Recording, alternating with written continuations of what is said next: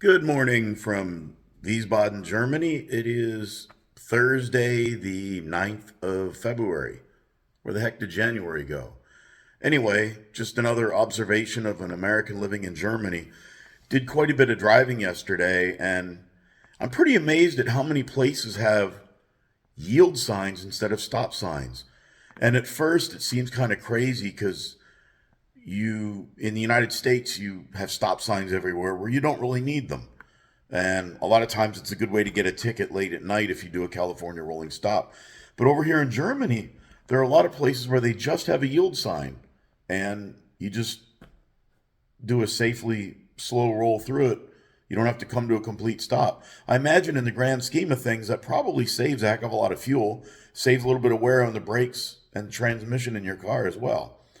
Um, as long as everybody's on the same sheet of music.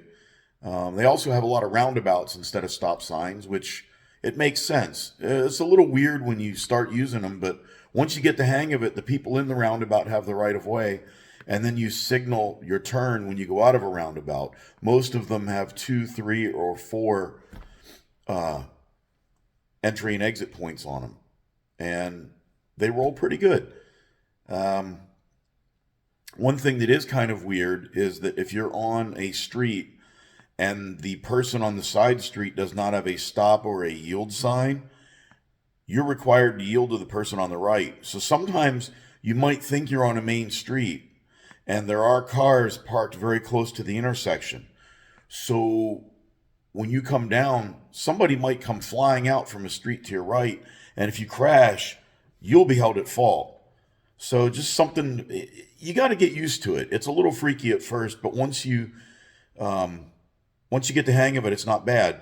And when you see a sign that indicates that you have the priority road, it's basically a triangular shaped sign and it will have a black thing that kind of looks like an arrow with two little wings on it. That means you have the priority for that intersection that you're approaching. If you are on a road where it's called a priority road, it'll be a white sign with a yellow diamond in it. And that means that everybody on the side streets has to yield to you. But if it's not marked in any way, it's considered that the person on the right has the right of way. So just a little, they do things a little different over here, but I'm getting used to it.